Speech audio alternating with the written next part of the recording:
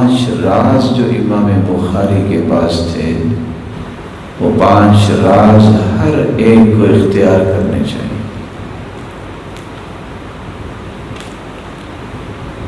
پہلا راز جس کے متعلق مشائخ کرام گفتگو کر چکے ہیں، لیکن میں اس کا ایک دوسرا زاویہ پیش کرنا چاہتا ہوں۔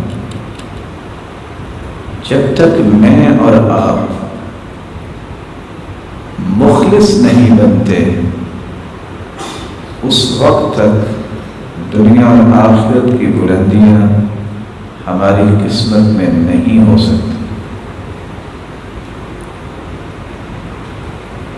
اس کے بارے میں تو 10 حدیثیں بیان ہو چکی اور کی جا سکتی ہیں۔ سوال یہ ہے کہ میں اور آپ مخلص کیسے بن سکتے ہیں؟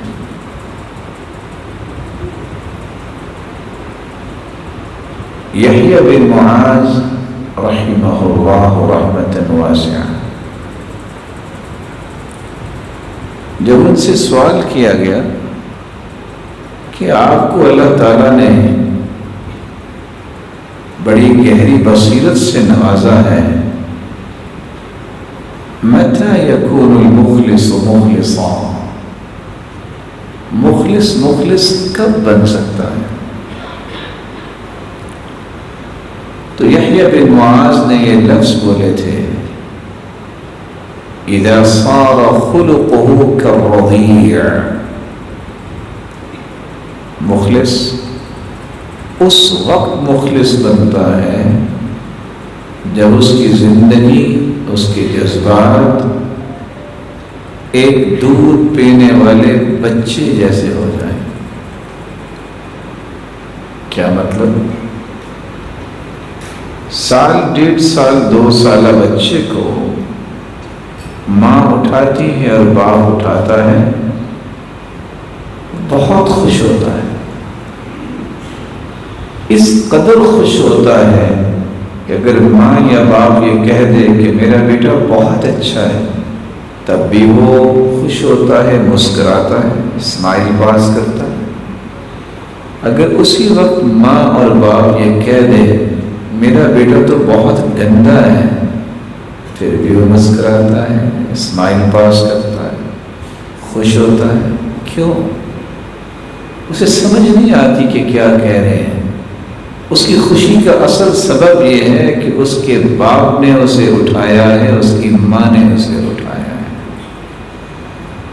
مخلص بھی ایسے ہی ہوتا ہے جو اللہ کی رضا کے لیے کام کرتا ہے، نہ اسے تعریفی کلمات خراب کرتے ہیں، نہ اس کی تمنا ہوتی ہے، اور نہ ہی کو اس کو گالی دے، تانا دے اور اس کے بارے میں باتیں کرے تو وہ منہ بناتا ہے۔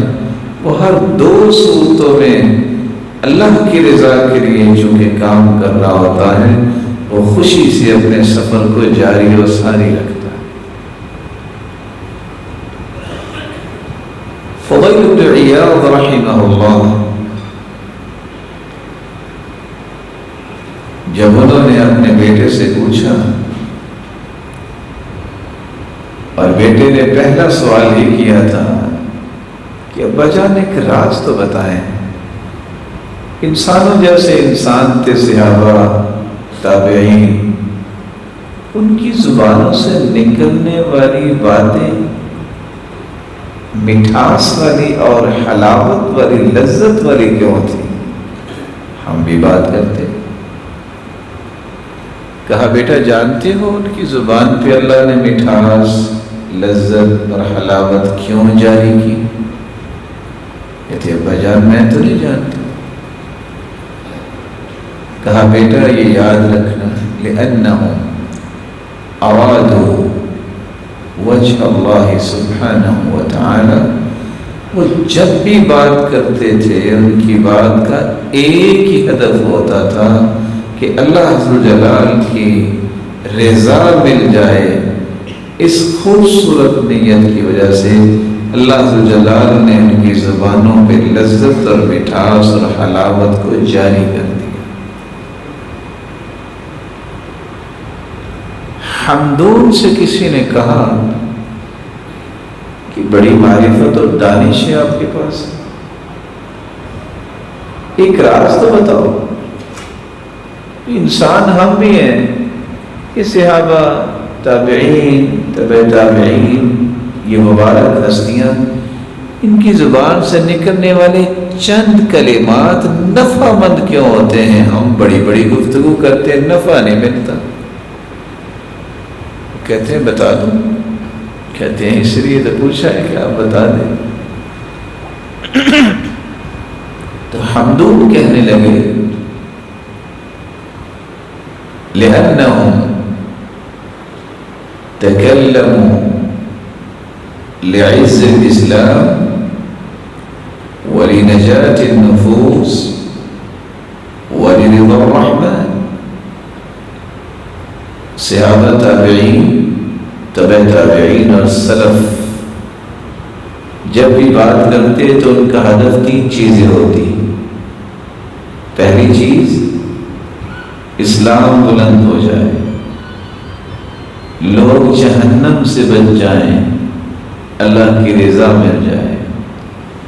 وَنَحْنُ نَتَكَلَّمْ لِعِزِّ النَّفْسِ وَلِرِضَى الْمَخْلُوقِ۔ ہم بات کرتے ہیں کہ اسلام کو عزت ملے نہ ملے، ہمیں عزت ملے، اللہ راضی ہو نہ ہو، لوگ راضی ہوں۔ جب دونوں باتوں میں فرق بہت ہے تو اس کے نفع میں بھی اسی طرح کا ہی فرق ہے۔ دنیا کے اندر وہ چیز ریلائبل سمجھی جاتی ہے میرے بھائی جس چیز کا کوئی گواہ ہوتا ہے، لیکن اللہ عز و جلال کے ہاں سب سے ریلائبل چیز، قابل اعتماد، پسندیدہ چیز وہ ہوتی ہے جس کو انسان اختیار کرے اور اللہ کے سوا اس پر کوئی گواہ نہ ہو۔ اللہ تطلب لعملک شاہدا غیر اللہ، اللہ کے سوا کسی کی گواہی کی ضرورت پیش نہ آئے بندے۔ اس لیے سید ذنون مصری بیان کیا کرتے تھے، کسی بندے کا اگر جی چاہتا ہے کہ میں مخلص بن ہی جاؤں تو 3 چیزیں پلے باندھ لیں: استواء المدح والذم من العامة۔ ساری دنیا تعریف کرتی رہے،